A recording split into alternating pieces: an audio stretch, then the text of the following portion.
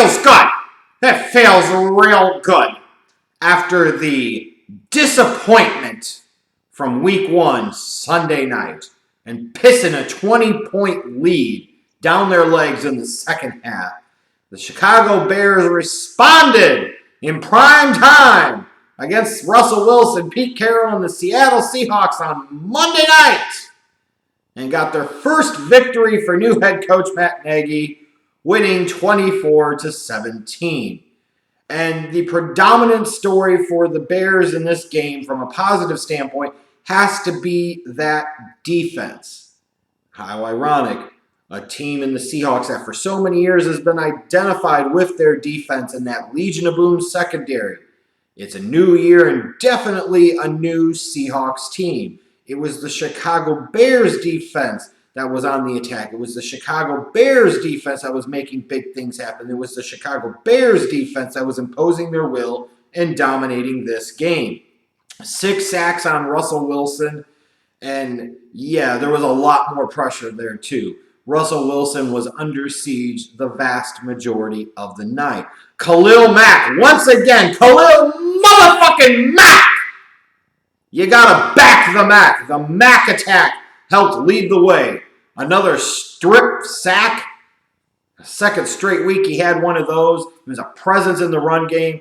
He wore down a little bit in the fourth quarter, that's true, but you could see him still trying to work himself into true game shape. Imagine how scary he's going to be when he's actually there. Imagine how scary this Bears defense is going to be once he's truly 100%. He's not even playing at 100% right now in terms of his conditioning, in terms of his stamina.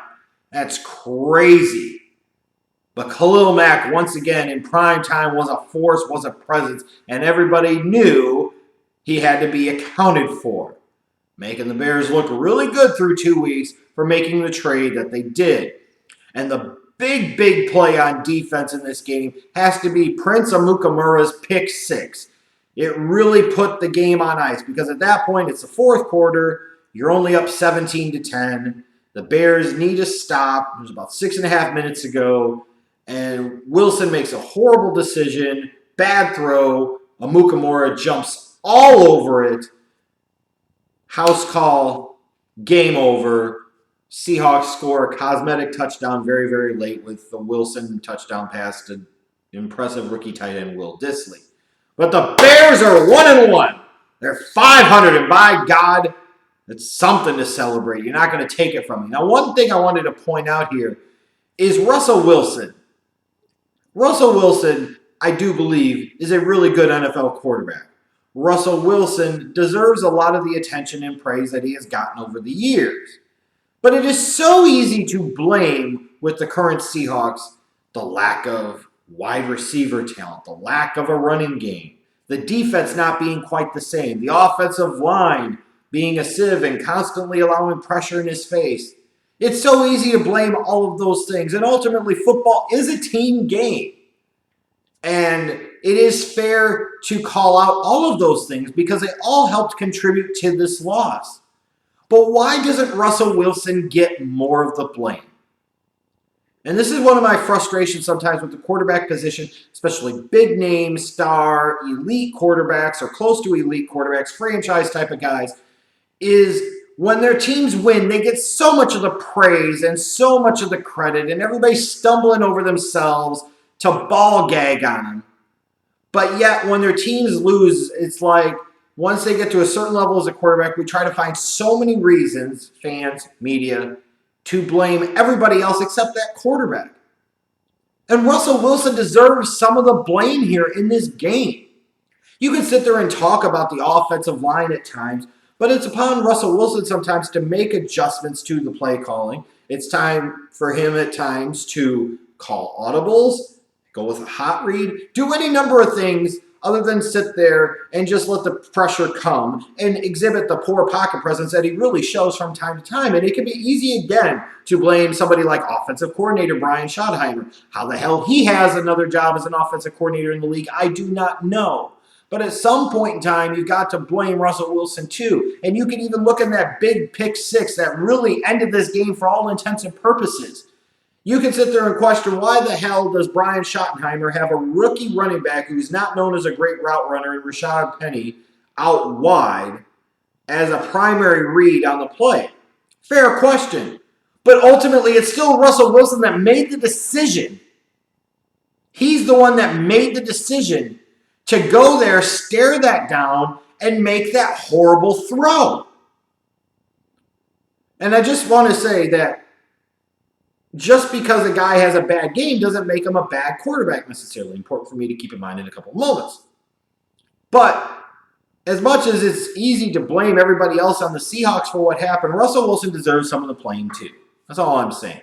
As far as the positives that I can take away from this Bears game and this Bears victory, I think first off, besides just Khalil Mack, it's the presence and impact he can have for others on that defense. Danny Trevathan had a couple of sacks. I thought Aaron Lynch had some really nice moments in that game. Eddie Goldman, Akeem Hicks, who himself already is kind of a stud.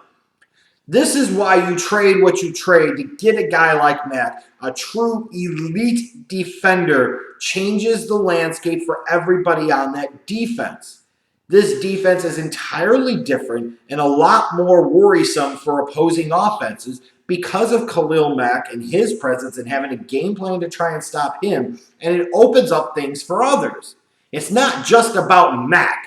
It's about the impact Mack can have and the opportunities he creates for others that really takes this Bears defense to another level. Roquan Smith got the start in week number 2. I think he had like 7 tackles. He was a presence at times. He's young. He's a rookie. There were a couple of plays where he didn't, I feel like, fill his gap correctly, overran things. But he's out there. He's playing as he needs to be. And as the season gets along, I expect to see more and more impact come from Roquan Smith inside. And all of a sudden, you look at that Bears linebacking core with Khalil Mack and Trevathan and Roquan Smith. And if they can get anything out of Leonard Floyd as the season goes along, that linebacking core is truly going to be one of the best in the entire league. You also have Allen Robinson in game number 2 for the Bears, looking like a number 1 wide receiver with 10 catches, 83 yards. If the game plan did him a little more justice, if the quarterback did him a little bit more justice, this should have been one of those 10-catch, 140 yards and a touchdown type of games for Allen Robinson. He was getting open consistently, demonstrated good hands. He looked really good. And as did future wide receiver numero 1, Anthony Miller. His first career touchdown reception on that beautiful route that he ran. My goodness, he shook the defender something fierce. Yeah. So that's really good to see. One of my dudes, doing big things when given the opportunity. Now, even though the Bears won, there were still reasons for concern for me. First, when you look at the game plan, ultimately 34 passes by Mitchell Trubisky in a game that they were dominating in a lot of ways, pretty much throughout, to only 18 rushing attempts between Jordan Howard and Tariq Cohen. And I know what you could say is last year. Well, you would say they ran the ball too much last year and they weren't giving Trubisky enough opportunities. Partially true, but it's also about the mix and when you do it and how you do it and not be so pathetically predictable in your play calling as Dowell Loggins was last year because he absolutely sucked.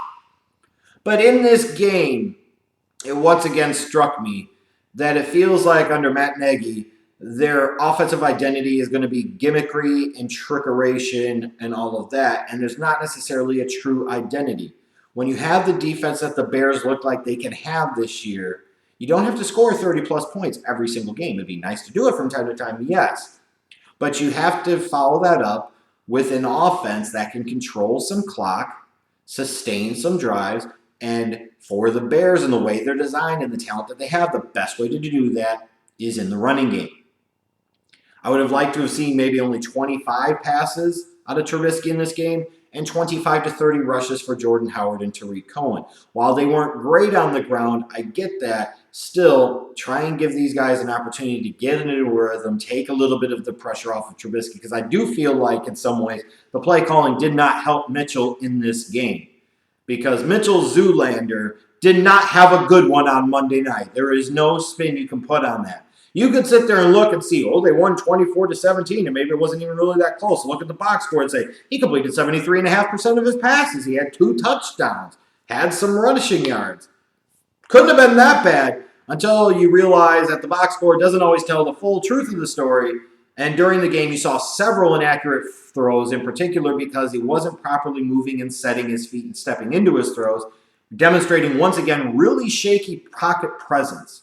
Almost that Rex Grossman type of condition where he can't wait to spin back and run out of the pocket, even when he doesn't necessarily need to.